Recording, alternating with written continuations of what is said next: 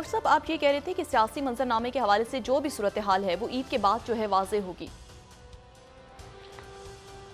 ईद के बाद भी और आज भी देखें, जैसे राना सनाउल्लाह साहब ने दोबारा वो आए मीडिया के सामने और उन्होंने जो है वो फिर दोबारा जो मामलात कुछ उलझे हुए नज़र आ रहे हैं मरकज़ में, शहबाज शरीफ साहब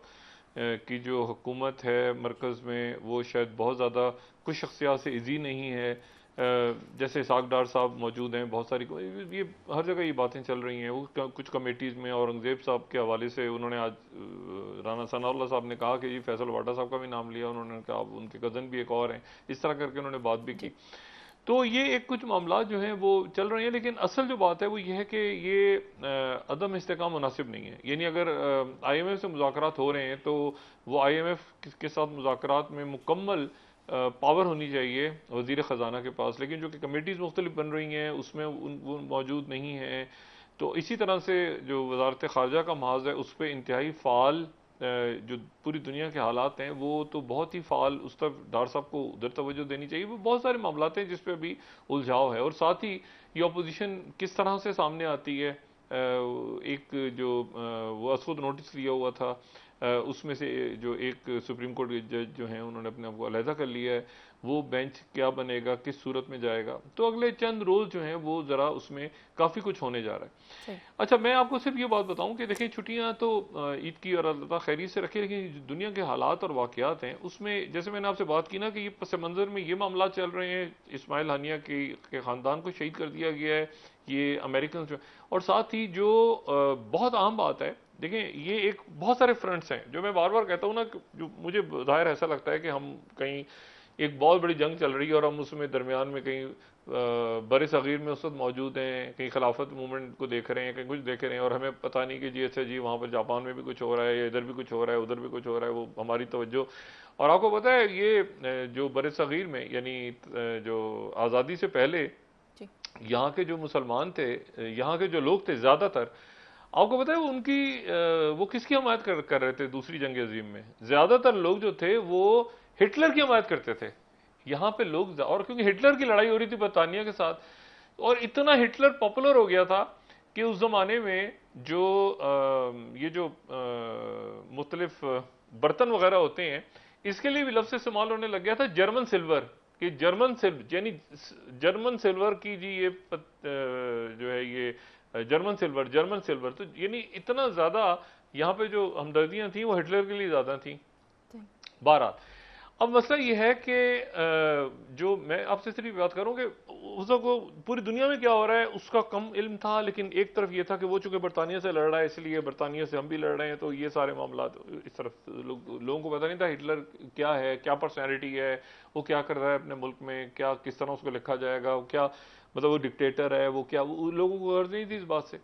अच्छा, मैं आपको सिर्फ ये कह रहा हूं कि ये जो बहुत सारे फ्रंट है इसमें एक और नया महाज बहुत तेज हो गया है, और वो जो महाज है वो ये है कि कुछ देर पहले जो है वो एक तो जो यानी आप ये समझें कि बहुत इंटरेस्टिंग डेवलपमेंट्स हैं, और डेवलपमेंट्स ये हैं कि जो साबिक सरबराह हैं ताइवान के, माँ जिनका नाम है, जिनको हम शॉर्ट में माँ कह देते हैं, लेकिन ये उनका नाम तो ज़रा तवील है, वो माँ जो है उनकी मुलाकात शी जिनपिंग से हुई है, चाइना के प्रेसिडेंट से। अच्छा, ये वही हैं जिनके बारे में मैं डिस्कस कर चुका हूँ कि ये 2015 में सिंगापुर में जब ये वजीर आजम थे तो सिंगापुर में एक समिट हो रही थी, वहाँ पर इनका हैंडशेक हुआ था, और उसके बाद तो वो दौरा कर रहे हैं, ताइवान के साबिक सदर दौरा कर रहे हैं इस वक्त बीजिंग का, 11 रोज का दौरा है उनका, और बहुत हाई प्रोफाइल दौरा, बहुत जबरदस्त दौरा है। और आज थोड़ी देर के बाद, आज दिन जैसे भी वहां पे आगे बढ़ेगा, तो प्रेसिडेंट बाइडेन की और जो किशिदा हैं जो कि जापान के वजीर आजम हैं, वो बाइडेन के स्टेट यानी आप समझेंगे स्टेट गेस्ट होंगे। रात का खाना भी वो प्रेसिडेंट बाइडेन के साथ खाएंगे, जापान के जो वजीर आजम हैं, और उसके बाद वो प्रेस से भी बात करेंगे, और कल कांग्रेस से खिताब करेंगे, और फिर उसके बाद कल जो समिट होगी, कल की समिट में मार्कोस जूनियर भी ज्वाइन कर लेंगे, यानी वो मार्को जूनियर जो तो एक नया इतिहाद यानी इसको जो ब्लूमबर्ग है उसने बड़ा इंटरेस्टिंग नाम दिया है वो ये कह रहा है कि ब्लूमबर्ग ने इसको, ये अगर 20 स्लाइड में दिखाएं, वो कह रहे हैं कि जी ये मिलिलेटरल चीफ जो है, ये बाइडेन, किशिदा और मार्कोस की मीटिंग हो रही है 20 स्लाइड की। वो कह रहे हैं कि ये नेटो 2 बनाने जा रहे हैं। ये बड़ा एक इंटरेस्टिंग, उसमें कहा नेटो 2 है ये, जो कि एशिया पैसिफिक, इंडो पैसिफिक में बन रहा है। लेकिन साथ सवाल ये है, बकौल उसने एक नया लफ्ज ब्लूमबर्ग ने आज जो है वो नई इस्तेलाह इस्तेमाल की है कि नेटो 2.0, कि नेटो 2.0 जो है, ब्लूमबर्ग 20 स्लाइड, कि नेटो 2.0 जो है, तो ये नेटो 2.0 जो है ये उस वक्त बन रही है जब ये नेटो 1.0 अपना काम कर नहीं पा रही वो यूक्रेन के अंदर। तो नेटो 2.0 जो है ये क्या करेगी वहां पे इंडो पैसिफिक में। तो इस आर्टिकल ने ये लफ्ज़ इस्तेमाल किया। बहरहाल ये मुलाकात बड़ी अहम होगी, और ये मुलाकात उस वक्त हो रही है, अब जहन में रखें कि यहाँ पर ये मुलाकात हो रही है, यानी फिलिपीन, जापान और उसके साथ जो है वो प्रेसिडेंट बाइडेन व्हाइट हाउस में बहुत बहुत ज्यादा प्रोटोकॉल, यानी आप स्टेट गेस्ट के तौर पे वहां पे। मार्को जूनियर का तो मुझे नहीं पता, लेकिन कम से कम जो जापानीज प्राइम मिनिस्टर है वो स्टेट, अच्छा वहां पर जो है वो उन्होंने जो शी जिनपिंग ने बात की आज, वो बड़ी उनकी इंटरेस्टिंग बात है जो प्रीमियर शी जिनपिंग ने बात की है। उन्होंने कहा है, रॉयटर्स को मैं कोट कर रहा हूँ, 13 स्लाइड, हसास मामला है। उन्होंने, उनकी जो मुलाकात हुई साबिक सरबराह से, उन्होंने कहा कि हम तो एक खानदान है, हम और ताइवान तो एक खानदान है, इसकी जो ये खानदान को इकट्ठा होने से कोई गैर मुल्की ताकत नहीं रोक सकती। 13 स्लाइड, राइटर्स वो कह रहे हैं इस खानदान को, यानी ताइवान को हमारे साथ, हम एक फैमिली हैं, इसको कैसे एक खानदान को कोई गैर मुल्की ताकत जो है वो रोक सकती है, और वो तो रोक नहीं सकती। तो ये तो एक ही फैमिली की उन्होंने बात की, और ये जो है अब इस खानदान ने तो मिलना है, यानी एक फैमिली है। और उसके बाद जो वहाँ पे जो साबिक उनके वज़ीर आज़म जमात है, उन्होंने कहा कि भाई चाइनीज तो एक है ना, हम भी चीनी है, आप भी चीनी है, और चीन तो मतलब है कि क्यों किसी गैर मुल्की ताकत को की वजह से हम लड़ेंगे आपस में। तो वो ताइवान के